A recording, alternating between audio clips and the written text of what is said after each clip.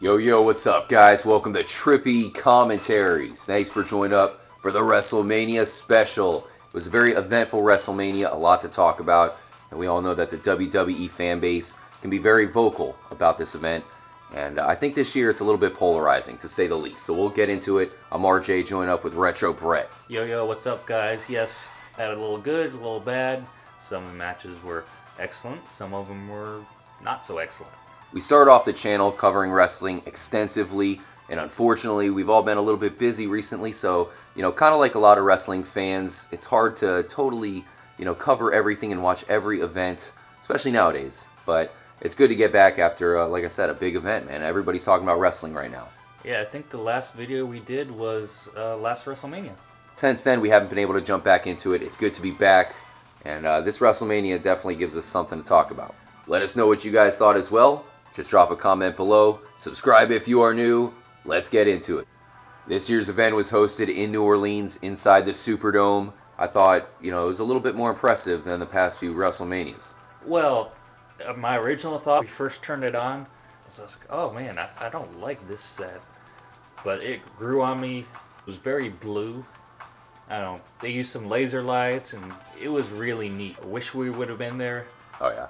There were some lasers that I'd never seen at any wrestling event before, so it really seems like they were busting out new technology, maybe something that will even improve in years to come. But as far as the setting, I was definitely impressed. I liked the presentation quite a bit. Definitely let us know what you think. The event that many people were talking about, which was Brock Lesnar versus Roman Reigns. And they're not talking about it in a good way, because during that match you probably heard, "This is awful chants." It's pretty bad. Oh, I definitely heard them as well. I had to go before the last three matches because I had to get up really early. We just resaw the last three matches, and yeah, I definitely heard that this is awful and the boos. This match was more of the same when it comes to Lesnar versus Reigns. It did go outside of the ring. There was some pretty devastating blows.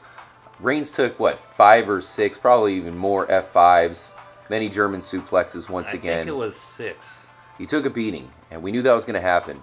Now, what was pretty gruesome about this match was towards the end, it got extremely bloody. You heard the boos, so the bloodiness and all that combined just was a very, very ugly picture.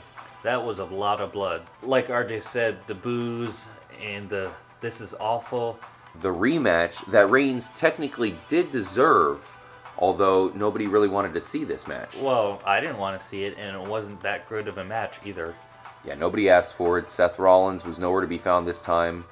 And it turned out that Brock Lesnar won. We should mention that going into this match, the heavy rumor was that he was going to lose this belt and then walk off into the sunset back to MMA.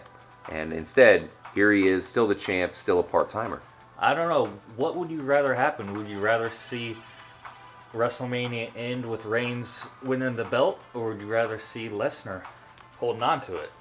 I would definitely prefer to see Lesnar hold on to it, stick around, and then lose it to somebody that the fan base is a little bit more behind. Even more of a hateful sense. This isn't, we hate Roman Reigns. It's just, come on, we're tired of this. They've been trying to push this guy as the next big thing for a long time now, and it's just not working. It's not working. Now, in Roman Reigns' defense, I think that if Ambrose wouldn't have gotten injured and they still had that Shield Part 2 going on, then of course the fans would have supported him a little bit more. But at this point, where Ambrose is injured, Seth Rollins wasn't a part of this match this time around, so Reigns had to stand alone, and there was a breaking point where you could tell, and it was actually where Roman Reigns was starting to get a little offense, where the crowd was just like, enough of this. And then also watching it on Twitter, I noticed many people were almost afraid that Reigns was going to win. So when Lesnar ended up getting the victory, a lot of people were happy about it, and of course the crowd there at the stadium popped. Well, we already touched on Lesnar and winning the title and stuff, but he just got a new contract.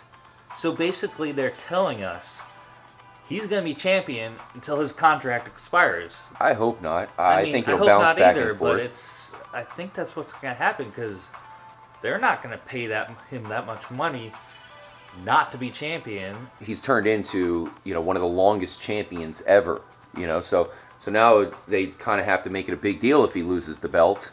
Who's it going to be? That's the question. We're going to move on. I don't want to really embrace this match for too long, but quick call. Do you have anybody that you think would be worthy of taking him out?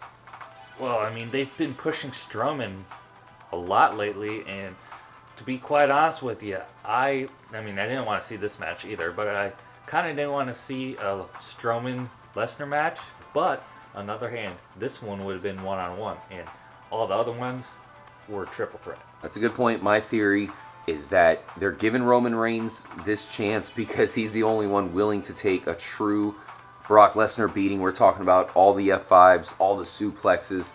Would Braun Strowman be willing to take a beating like that? And realistically, could Brock Lesnar give him that much of a beating? I'm sure he could, because Brock Lesnar's an animal. Now, the big match coming into the night was AJ Styles versus Nakamura. Very hyped. Some people said it was the greatest match ever. Whatever. It was obviously not. Certainly a dream match. Yeah, dream match. So what did you think about it after you got a chance to see it? And you were actually pretty fresh off of watching it. I thought it was average. I'm with you. I thought it was just slightly above average, considering Nakamura, hasn't really been in the main roster for too long. I'm okay with him losing, but still, I didn't think that it was as advertised. Well, actually, I thought he was going to win because he had the super cool entrance. Usually, epic. The super cool entrance, the guy wins, but not so in this case. I think he almost was portrayed as like a Japanese Michael Jackson with this intro, with his dance moves. He was great with the choreography. I was very impressed. As far as the match is concerned, I was expecting more out of him. It looked like he took the brunt of the beating here. He did get some cool moves in there, but Styles really did perform his finishers very gracefully, so you got to give him credit for that. But considering Styles in many ways is like the #1 wrestler, he's not going anywhere for a while. As long as he stays healthy, Cena's been around forever. Styles is one of those guys who's big and really even has potential to get bigger and bigger, considering he's going to be in the WWE for a long time to come as that #1 title holder. Best thing about the match was Nakamura's entrance. Yeah. As I mentioned, I thought the match was good, but they're trying to say this is the dream match, and it never had that feel. And if you're going to build it up that much, you better deliver. It was a dream match before the event. The actual event was uninspiring. Well, it wasn't not uninspiring. It was all right. Well, here's the thing that happened at the end that is the talking point for us. We saw it look like possibly a moment of love there between Styles and Nakamura. Nakamura handing him the belt. A pretty terrible maneuver, shameful, you might say, by Nakamura for giving him the blow to the balls. And pretty much... he got it up in there. Yeah, he ended Styles' night real quick with that one. He was in the fetal position from that point on, and Nakamura continued with a bunch of kicks. Another big mystery was who was going to be Braun Strowman's teammate to face off with the Bar. And it turned out to be some random little kid from the audience. What was your takeaway from this? Well, I had never seen it done. Thought his partner would be Rey Mysterio. Yeah, or Big Show. Cool. Okay, well, here's the question I have for you. Do you think that this was a work? To me, it looks like it was potentially a Make-A-Wish kid, which is cool if they did that. I was hoping that it would be somebody really who is not in the know. They're up there like, what the heck is going on? But the fact that it's wrestling, and we know there's obviously always a work happening, that probably is never going to happen. I think that was a work. But as far as confusion, he looked pretty confused to me. He was looking kind of timid, and they tagged him in. Yeah. And then the next night, I guess they relinquished the title belt. So it is going to go back up for, whoever's going to win it. Maybe the Bar once again. In my opinion, the best match of the night was Rowdy Ronda Rousey teaming up with Kurt Angle to go against Stephanie McMahon and Triple H. I don't think many people expected this to be the best match, but I thought it was thoroughly entertaining from beginning to end, and I was very impressed with Ronda's debut. She definitely looked good. She did some maneuvers that we haven't seen other female wrestlers do before.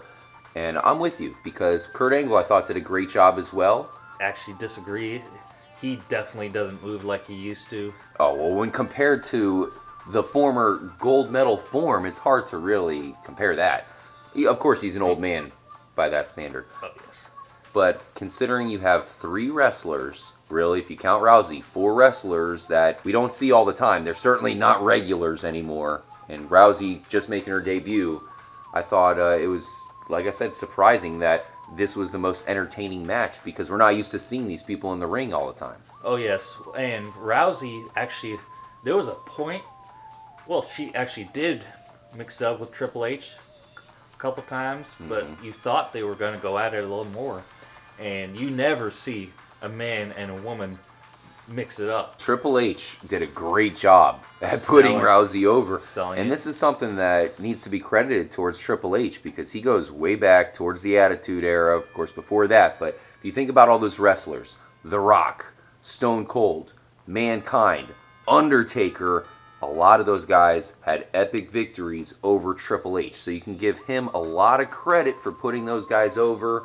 I mean, it's sure a lot of people deserve credit, but Triple H has always done great in matches where he loses. You know, he's, just like Cena has done it in the past, whether he wins or loses, he just makes the match great, and he did it again. And will we see Rousey develop more of a wrestling persona rather than just a UFC fighter turned wrestler? I hope Rousey is a much bigger name than Lesnar. She got her own division in MMA. She started her own division. Let's be real. It ended bad for Rousey in MMA, and that is why she's in the WWE. She's the real deal. She's Rowdy Ronda here. Bravo for the match. Loved Ronda. Big fan of her, even though I kind of hated on her at times in the MMA because she was so cocky. So now she's almost become the underdog. And I got to give credit because I did not think that Stephanie was going to do that great. I loved the hijinks she had with Ronda, and I loved the match from beginning to end. It was a very good match. Do you agree that it was the best match of the night? I agree that it was pleasantly surprising. I don't know if...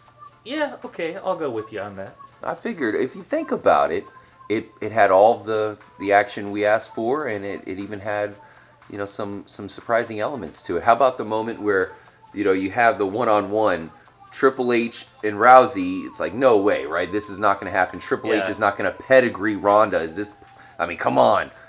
But instead, Rousey ended up beating up Triple H a little bit, which is cool. Before we get off this one, what do you think about the entrance for Triple H, Stephanie? He is one wrestler that is always worth a special entrance. Oh, yeah. However, I saw the bike up close in person last year, and they used the same exact bike.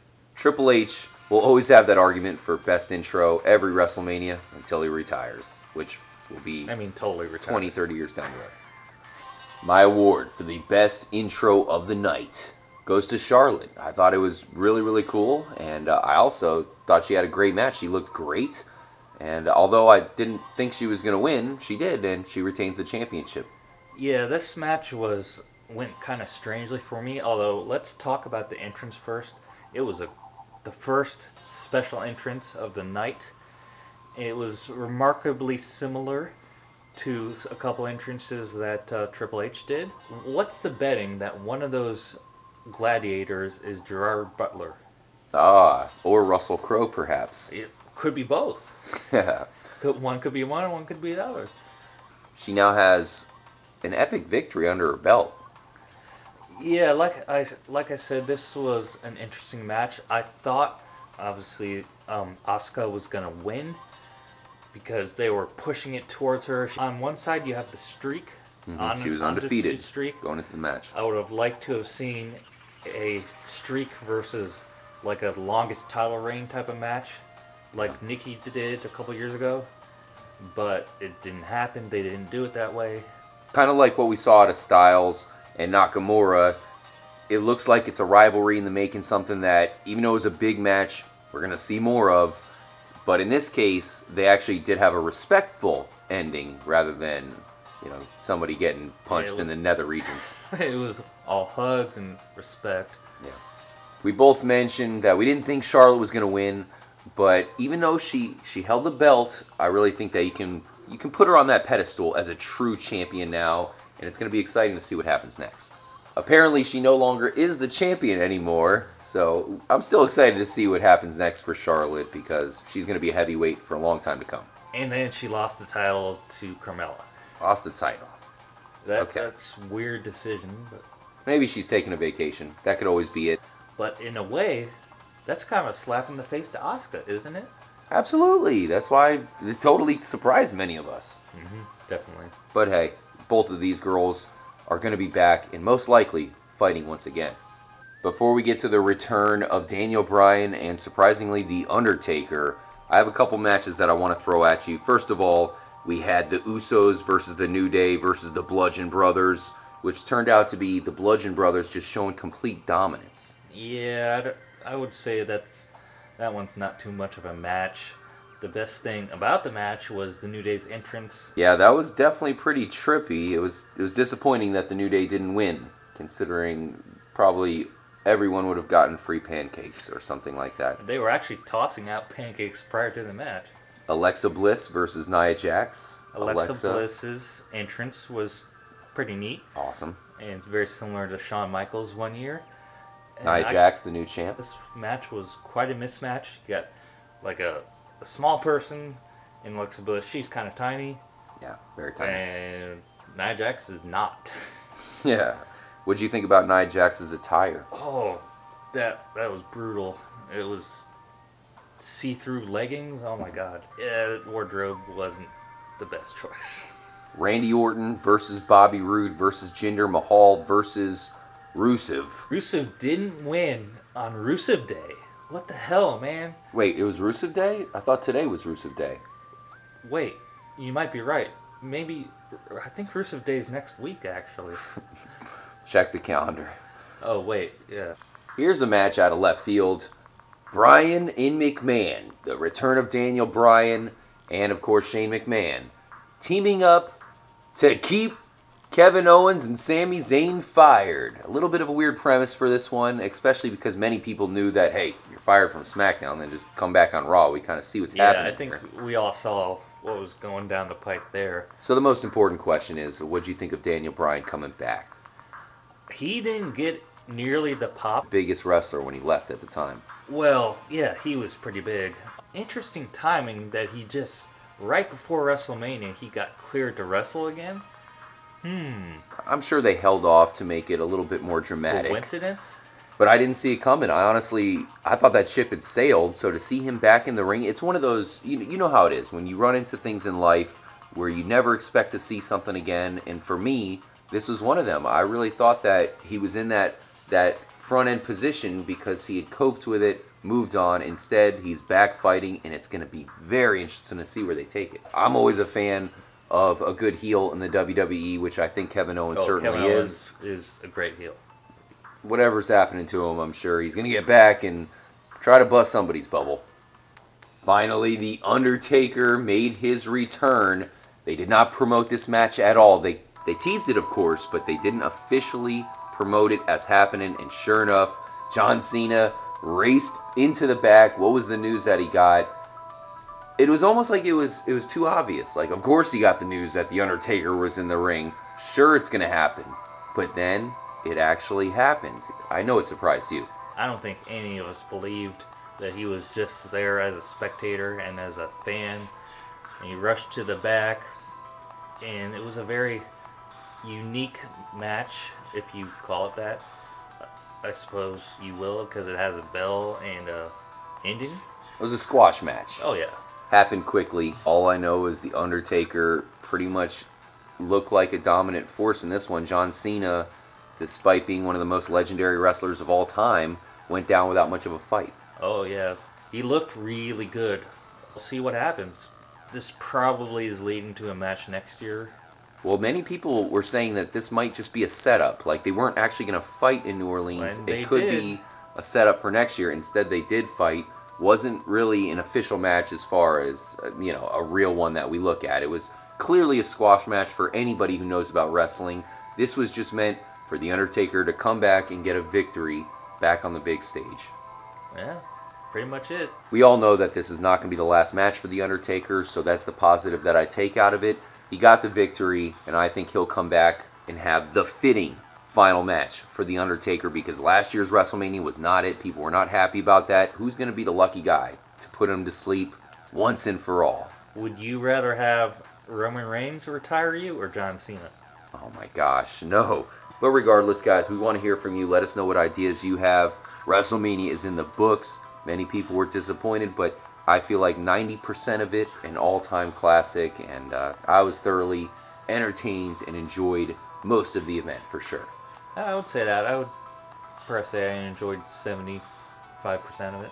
Stay tuned, guys. We love wrestling here at Trippy Commentaries, and we'll have some specials definitely coming out at you with a brand new event around the corner. What is it called? The Greatest Royal Rumble? Really interested to see what's going to happen over there, and hopefully it's just going to bring wrestling to the next level and force the creative to give us some good storylines, man. We're going to try not to complain too much, but plenty of room for improvement, guys.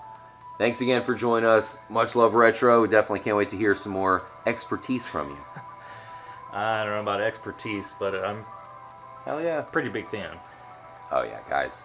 Once again, let us know what you think. Stay tuned. I'm RJ for Retro. As always, stay trippy, everybody.